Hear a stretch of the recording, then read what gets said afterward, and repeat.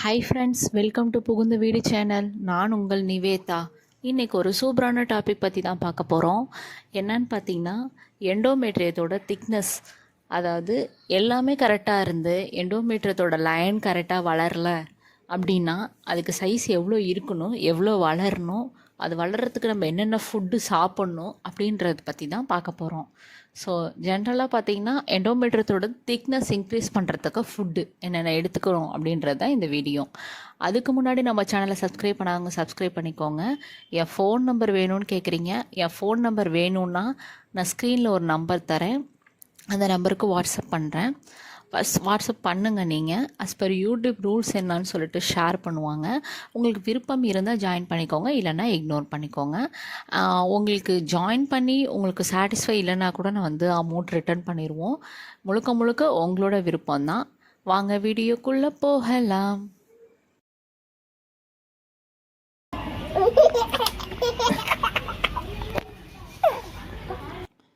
எண்டோமெட்ரியத்தோட thickness அப்படின்னா பதிகிற இடம் அப்படின்னு சொல்லுவாங்க.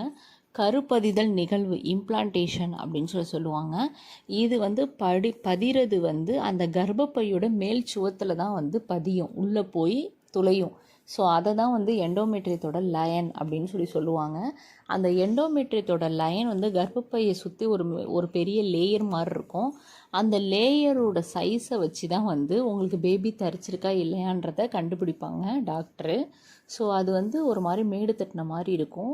அதை பார்க்குறப்ப எண்டோமெட்ரியத்தோட லைன் பேபி இருக்கிற மாதிரி தான் இருக்குது, வெயிட் பண்ணுங்க அப்படின்னு சொல்லுவாங்க.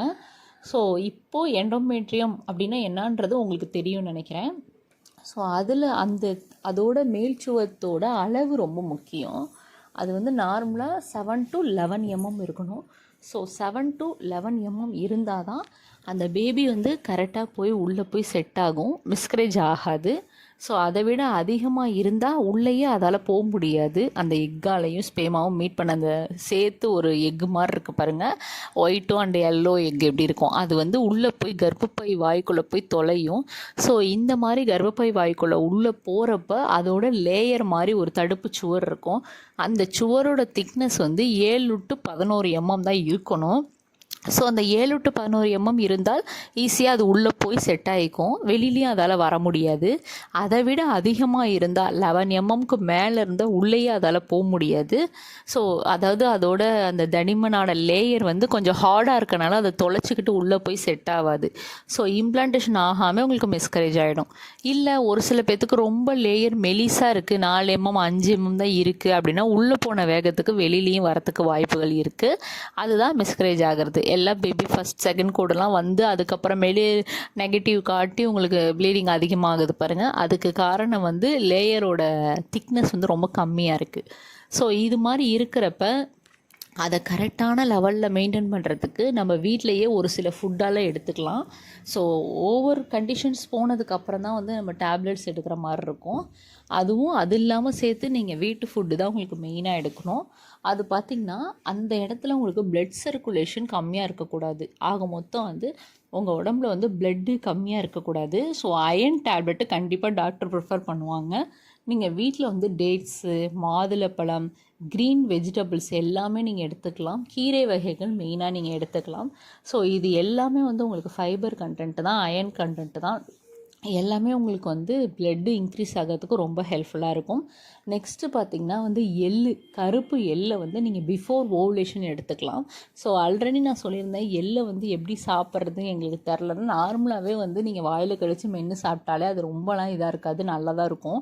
ஸோ அதுவும் ஒரு ஸ்நாக்ஸ் மாதிரி நீங்கள் எடுத்துக்கலாம். டெய்லி ஒரு ஸ்பூன் எடுத்துக்கலாம். எவ்வளோ நாள் எடுத்துக்கணுன்னா பிஃபோர் ஓவுலேஷன் வரைக்கும் தான் எடுத்துக்கணும். அதுக்கு ஆஃப்டர் ஓவுலேஷன் நீங்கள் எடுத்துக்கக்கூடாது, ஏன்னா மிஸ்கரேஜ் ஆகிறதுக்கு வாய்ப்புகள் இருக்குது. பிஃபோர் ஓவுலேஷன் நீங்கள் எடுத்துக்கிட்டிங்கன்னா உங்களுக்கு கரெக்டாக அந்த லேயர் வளர்கிறதுக்கு ரொம்ப ஹெல்ப்ஃபுல்லாக இருக்கும். நெக்ஸ்ட்டு பார்த்திங்கன்னா பிஸ்தா. ஸோ பிஸ்தா ஆக மொத்தம் நட்ஸு எல்லாம் சேர்த்து வால்நட்டும் பிஸ்தா தான் இது ரெண்டுத்தில் மெயின். ஸோ வால்நட்டு பிஸ்தா எடுத்துக்கிட்டிங்கன்னா அந்த லேயர் வளர்கிறதுக்கு ரொம்ப ரொம்ப ஹெல்ப்ஃபுல்லாக இருக்கும். நெக்ஸ்ட்டு மாதுளப்பழம், அடுத்தது வந்து கேரட்டு, தென் பீன்ஸில் பார்த்திங்கன்னா விட்டமின் இ இருக்குது. ஸோ விட்டமின் இ ஃபுட்டு நீங்கள் நார்மலாகவே எடுத்துக்கிட்டிங்கனாலே நல்லா உங்களுக்கு வந்து எண்டோமெட்ரியத்தோட திக்னஸ் கரெக்டான அளவு மெயின்டைன் ஆகும். மீன் வகையில் பார்த்திங்கன்னா ஒமேகா 3 உள்ள ஃபிஷ்ஷுன்னு சொல்லிட்டு சர்ச் பண்ணி பாருங்கள். ஸோ அதெல்லாம் நீங்கள் எடுத்துக்கலாம். தென் பார்த்திங்கன்னா ஈஸ்ட்ரோஜன் ஹார்மோன் வந்து நம்ம உடம்புல கரெக்டாக மெயின்டைன் ஆகணும். ப்ரொஜெஸ்ட்ரானோட ஹார்மோன் கம்மியாக இருக்கணும். ஸோ அதுக்கப்புறம் தான் உங்களுக்கு வந்து ஆஃப்டர் பீரியட் மிஸ் ஆனதுக்கப்புறம் தான் ப்ரொஜெஸ்ட்ரானோட அளவு அதிகமாக இருக்கணும்னு சொல்லுவாங்க.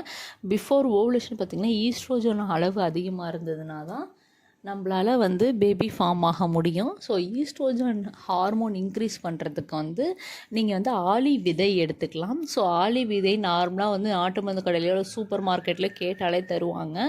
ஸோ இப்போலாம் வந்து சீட்ஸ் ரொம்ப அதிக ப்ரிஃபர்டு பண்ணுறாங்க, ப்ரையாரிட்டி கொடுத்து வாங்குகிறாங்க. எதனாலனா இப்போ மறுபடியும் நம்ம பழைய காலத்துக்கு கொஞ்சம் கொஞ்சமாக மாறிட்டு வரோன்னு கூட சொல்லலாம். ஸோ ஃபுட்டு எல்லாமே வந்து நம்ம ஜங்க் ஃபுட்ஸ்லாம் அவாய்ட் பண்ணி இந்த மாதிரி ஃபுட்டெல்லாம் எடுத்துக்கிறதுக்கு மாறிட்டு வராங்க. ஸோ அதனால் சூப்பர் மார்க்கெட்லேயே அவைலபிளாக இருக்குது சீட்ஸ் எல்லாம் இப்போது. ஸோ நீங்கள் ஆளி விதையை வந்து லைட்டாக வறுத்து பொடி பண்ணி வச்சுக்கோங்க. ஸோ பொடி பண்ணி வச்சுட்டு டெய்லி ஒரு அரை ஸ்பூன் வந்து சுடுதண்ணியில் கலந்து நீங்கள் குடிக்கலாம். வறுத்து அரைச்சி சுடுதண்ணியில் லைட்டாக கொதிக்க வச்சு நீங்கள் குடிக்கலாம் ஃபில்டர் பண்ணி. அந்த தண்ணி வந்து உங்களுக்கு எண்டோமெட்ரியத்தோட லைன் கரெக்டான அளவு மெயின்டைன் ஆகிறதுக்கு ரொம்ப ரொம்ப ரொம்ப ஹெல்ப்ஃபுல்லாக இருக்கும். ஸோ நீங்கள் ஆலிவோட அந்த விதை எடுத்துக்கலாம். தென் பார்த்திங்கன்னா எள்ளு எடுத்துக்கலாம். தென் பார்த்திங்கன்னா நட்ஸு, அப்புறம் பீன்ஸு, நெக்ஸ்ட்டு பார்த்தீங்கன்னா பூண்டில் அவ்வளோ ஒரு சத்துக்கள் இருக்குது உங்களுக்கு எண்டோமெட்ரியம் லைன் வளர்கிறதுக்கான சத்துக்கள். ஸோ பூண்டு தாராளமாக நீங்கள் எடுத்துக்கலாம். பூண்டு எப்படி எடுத்துக்கணும்னு பார்த்தீங்கன்னா லைட்டாக கடலில் போட்டு வறுத்து லைட்டாக ஒரு பிஞ்சு உப்பு போட்டு நீங்கள் கடலை மாதிரி கூட உரிச்சி சாப்பிட்லாம். அந்த மாதிரி எடுத்துக்கலாம். இல்லை பூண்டு பாலாகவும் எடுத்துக்கலாம். ஸோ பூண்டு பால் வந்து அப்படியே கொதிக்க வச்சு அப்படியே ஃபில்ட்ரு பண்ணி பூண்டோடு சேர்த்து சாப்பிட்டிங்கன்னா பாதாம் பால் மாதிரியே இருக்கும், அவ்வளோ ஒரு ருசியாக இருக்கும். ஸோ அந்த பூண்டு பாலும் எடுத்துக்கலாம். சில பேருக்கு ப்ரொலாக்டிங் லெவல்னு ஒரு லெவல் இருக்குது. அந்த லெவல் அதிகமாக இருந்தால் மில்க் டைரி ஐட்டம்ஸ்லாம் நீங்கள் வந்து அவாய்ட் பண்ணுற மாதிரி இருக்கும். ஸோ வந்து மில்க் ஐட்டம்ஸை நீங்கள் அவாய்ட் பண்ணிக்கோங்க. அதில் வந்து நீங்கள் பூண்டு பாலாக எடுத்துக்காமல் கடாயில் அப்படியே வறுத்து நீங்கள் எடுத்துக்கிறது ரொம்ப ரொம்ப நல்லது. ஸோ நெக்ஸ்ட்டு பார்த்திங்கன்னா வந்து butterfly yoga. So butterfly yoga நீங்கள் எந்தளவு நல்லா பண்ணுறீங்களோ அந்தளவு வந்து பெஸ்ட்டாக இருக்கும். எண்டோமெட்ரியத்தை மற்றபடி வயிற்றில் உள்ள எல்லா பிரச்சனையுமே வந்து கர்ப்பப்பையில் உள்ள எல்லா பிரச்சனையுமே உங்களுக்கு சால்வ் ஆகிடும். அதே போல் ஸ்டொமக் மசாஜ் கூட நீங்கள் கொடுக்கலாம். ரைட் சைடு ஒரு 10 டைம்ஸ், லெஃப்ட் சைடு ஒரு 10 டைம்ஸ் அப்படின்னு சொல்லி மசாஜ் கூட நீங்கள் கொடுக்கலாம். அது கூட உங்களுக்கு எண்டோமெட்ரியத்தோட லைன் வளர்கிறதுக்கு ரொம்ப ரொம்ப ஹெல்ப்ஃபுல்லாக இருக்கும். ஸோ நான் சொன்ன டிப்ஸு ஃபாலோ பண்ணுங்கள். கட்டாயம் உங்களுக்கு அந்த எண்டோமெட்ரியம் லைனுக்குரிய ப்ராப்ளம் எல்லாமே சால்வ் ஆகிடும். அது நம்மளுக்கு லேயர் கம்மியாக இருக்குது அப்படின்னாலே இந்த டிப்ஸ் எல்லாம் நீங்கள் எடுத்தாலே போதும். உங்களுக்கு லேயர் கரெக்டான லைன் வளர்ந்து இந்த மாதமே வந்து உங்களுக்கு கர்ப்பம் தரிச்சிரும். நான் உங்கள் எல்லாருக்குமே நீங்கள் கன்சீவ் ஆகணும்னு சொல்லி நான் சாமிகிட்ட வேண்டிக்கிறேன். Bye friends.